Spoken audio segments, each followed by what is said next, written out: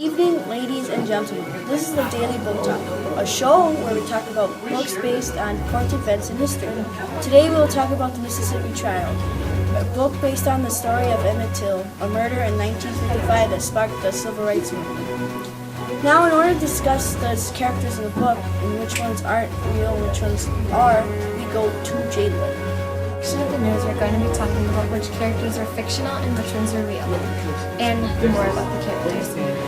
The author Chris Crow creates a main character, Hiram Hilbert. Hiram is a fictional character who is used to help us tell the story of Emmett Till. Chris Crow added other fictional characters as well as Hiram, like R.C. Rydell, Naomi Rydell, Hiram's grandpa and grandma, Hiram's dad, and the Remingtons. Like, for an example, R.C. was just representing one of those people at the time that were really racist, and Grandpa was there to represent one of the people that took part of the White Citizens Council and were also very racist. But Hiram, on the other hand, was just one of those people that lived in the South at the time that wasn't racist.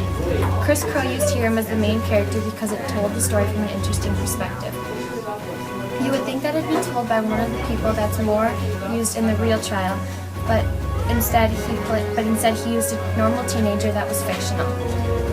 But Chris Crow used only a couple people that were part of the real trial, like Emmett Till, obviously, Roy Bryant, J.W. Milne, Judge Swango, and Chair Smith. Chris Crow really only used the people that took a big role in the trial because he wanted it to be more of a fictional book that told a story based off a true story. He didn't want it to be a non-fiction book that told all facts. But some things were changed. That sums up the character section. Now back to you. Nice report, Jalen. Now we go to Josh for the plot of the book. Thanks, Alejandro. I'm here to talk about the plot of the book. A novel written by Chris Crow called Mississippi Trial in 1955 is based on a real story about a black teenager named Emmett Till getting brutally murdered for whistling at a white woman. The book starts out in the small town of Greenwood, Mississippi in 1955, around the time Emmett was murdered. The story of the murder was told by a fictional character, a white teenager named Hiram Hilbert. Hiram is visiting his grandpa, who's also fictional, after years of living in Arizona with his expanding family. At the train station, his grandpa's maid, Ruthane, was there to meet him with another black teenager his age that she called Bobo, or Emmett, who had a stutter when they briefly talked. According to EmmettTillMurder.com, Emmett Till's nickname was Bobo and he had a stutter because he had polio in his younger years. On page 54, it expresses Hiram's feelings when he gets back to Greenwood. Quote, It was good to be back in Greenwood. I had come back home and I was free, unquote. His once loving and caring grandfather prefers to go into council business, which is actually the White Citizens Council, which, according to EmmettTillMurder.com, is a real organization. A few days later, Emmett was found dead in the river. Milne and Bryant were accused of the crime, and the jury found them non-guilty after the trial. To you, Alejandro. Now to Jenna for a report on where the story takes place in the book and in real life. Thanks, Alejandro. The setting of this book is very real. There are only a few differences. Let's start with what is real. Greenwood is a real city in Mississippi. The Tallahatchie and Yazoo rivers are both real rivers since Emmett's body was found in the Tallahatchie River. Ryan's Grocery and Meat Market was a real store. The courthouse where the trial was held is real. Even the Fulton Street Bridge where Hiram and Naomi met is a real bridge in Mississippi. Now let's talk about what's not real. Grandpa's house is not real since he was never a real person. This also goes for the Remingtons and R.C.'s house. Those are mostly the only changes that the author included. Now let's talk about Greenwood, Mississippi today. Greenwood is located in LaFleur County. It has an area of 9.5 square miles, and the population of Greenwood since 2011 is 19,978. So that sums up the setting. So now let's talk about the Jim Crow laws. Jim Crow laws were laws that made it legal to mistreat African Americans. Example of Jim Crow laws would be like separate bathrooms and water fountains for white people and black people. Let's talk about the White Citizens Council. The White Citizens Council was believed to originate in Mississippi. The White Citizens Council's quote goal was to maintain segregation, end quote. They basically wanted everything to be segregated, which included the schools. Quote, The White Citizens Council in Mississippi prevented school integration until 1964. End quote. A few such groups still exist. Earlier I was talking about the words segregation and integration. But what do these two words mean?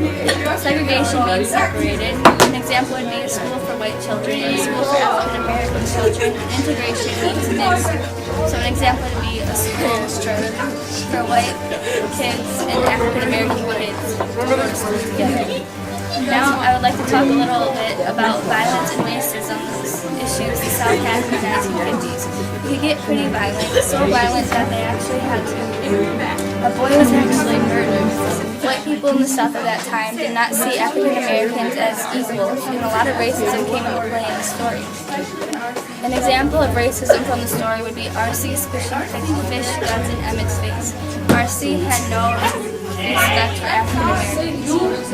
Even though this had never happened in real life, it still shows how racist people could be back then.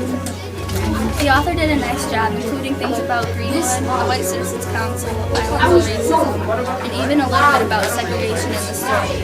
The author made us realize these issues that had happened and did a good job talking about them. Well, that sums up what I have to say. Back to you, Ellen. Go to Ella for the comparisons between the book and the story.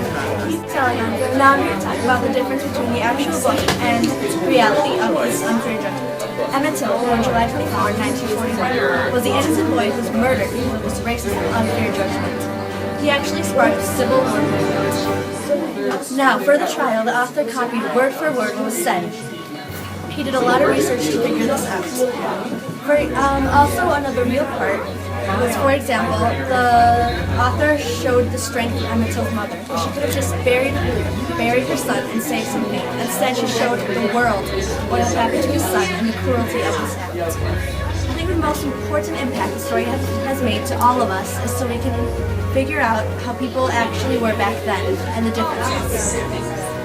Sure, we're aware of the most brutal acts they have done, but we don't really know how it felt or how things were. Emmett Till was born July 24, 1941, was an innocent boy who was murdered because of a racist and unfair judgment. He was not a real character. He represented those who were not in any way corrupted nor racist.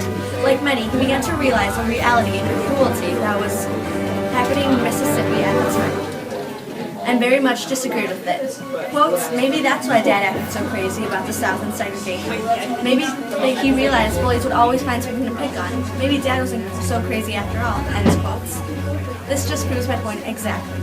Like many people who followed Jim Crow's laws and who were racist, those same people try to control both the way of thinking and the way of life of those who didn't. It's exactly what Hiram's grandpa tried to do. Quotes, your daddy, you can't be like your daddy, page 138, end quotes. This just proves how they want to change everything and everyone's way of thinking to match their own. I like how the author ties in the real life events of this tragedy, is able to write an accurate story of it, yet not drown the reader with all these facts. Yet we learn so much of it. Well, that's all I have for now. Back to Alejandro. Now to wrap up the show, I'll talk about how this case affected the United States and what they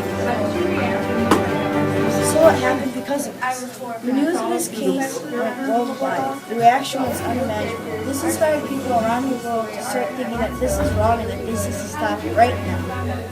This case also sparked a civil unrest. The Rosa Parks incident, boycotts, sit-ins, and marches, and many other events. If it weren't for Emmett Till, the United States of America would still be split in two. North versus South, fighting against segregation, slavery, and racism. Thanks to Emmett Till, this hasn't happened. Even though his life was taken, he was what started all these events. He was the reason that the civil rights movement happened. It started in the first place. And that is what matters. The end!